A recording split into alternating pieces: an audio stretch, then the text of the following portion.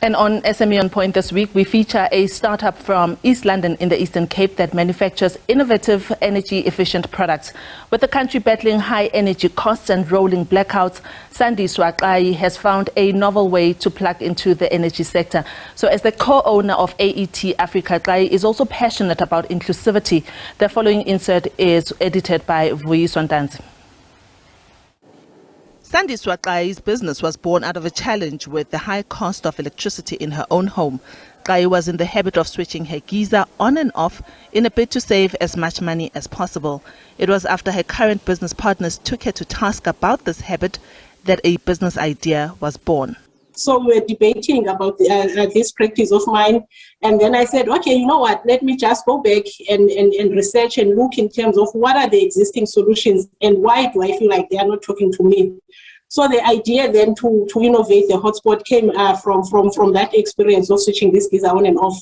So, and I went as far as searching how many people are also doing the same practice as me, besides what ESCOM is encouraging us to do, but in terms of us as individuals, in terms of how much energy, or in fact not about energy saving, but how much money you can save when you switch the geyser on and off.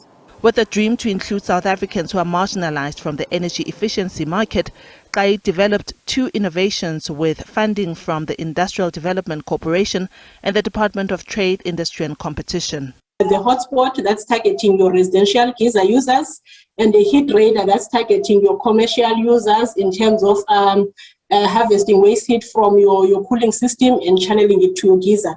So with all those challenges that we're experiencing in our industry background as the group that's coming from manufacturing, we then investigated how then we can make this dream a reality in terms of designing, innovating this product, as well as how we can then manufacture it to make it a reality for all the South Africans who are currently marginalized from the energy efficiency market.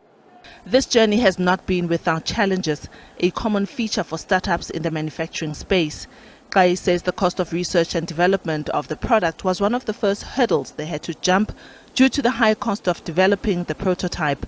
She says finding the suitable machinery to manufacture the product was just as hard, to a point that the team had to design and customize their own machine for this purpose. The manufacturing space, as you say, it's not easy.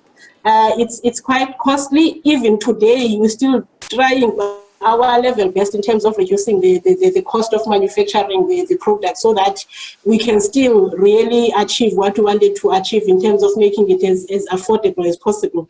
So one really needs to have a lot of stakeholders on board in terms of looking for funding, because we have to look for grant funding, we have to look for loan funding in order to make it a reality that we can commercialize the project.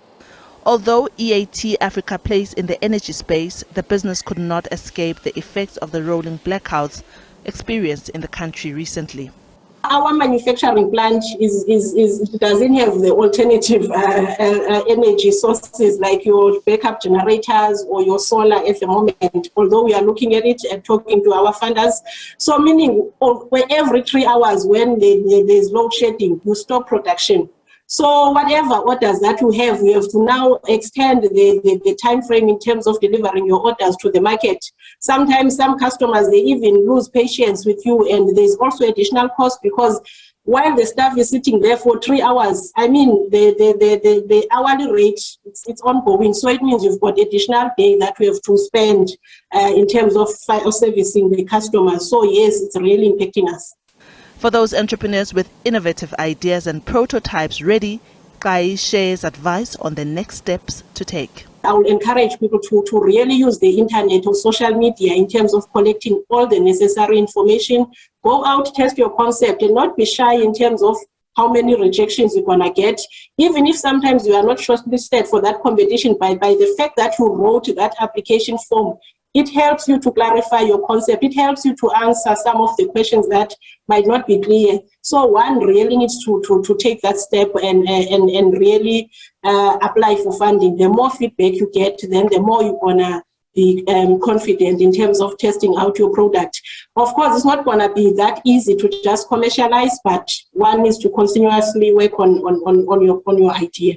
Diabosito, SABC News, Johannesburg. Thank you, Sandiswa Qayi, for sharing your story with SME OnPoint. Remember that we are on Facebook.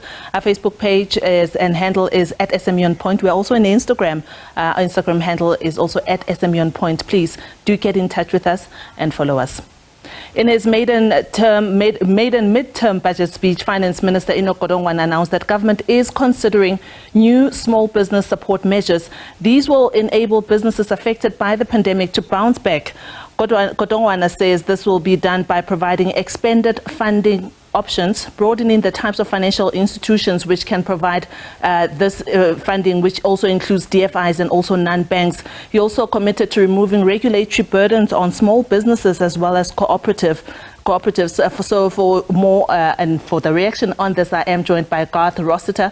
He's the Chief Risk Officer at Lulaland. Garth, welcome to SME OnPoint. As a financier, has government been in touch with you regarding funding option plans that the Minister announced yesterday, Garth? Hi, Diabe. Thanks for having me on. No, the short answer is no, but it is something we've been pushing for quite a while now. The loan guarantee scheme, as it was in its original format, was always destined to fail. It was offered to banks, and banks really don't understand SMEs, and they're not built to fund them and fund them quickly. So that's where businesses such as ours would have been able to distribute funds a lot faster. Yeah, people mention this a lot, that banks don't understand SMEs. What is it exactly that they don't get about the business or the small business sector that is so niche? I think there are a number of things.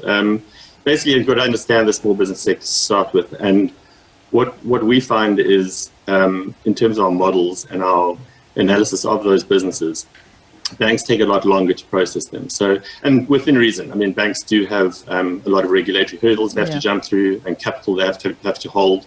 So there is a reason for it, but they're just not built to fund businesses quickly. And what we find is the speed is what's really important for these businesses. If they need inventory, for example, they need funding quickly. They can't wait months before they have funding. Yeah. So, Garth, another important announcement that the Minister made yesterday was his desire for the removal of regulatory burden, which has been a huge impediment for the sector.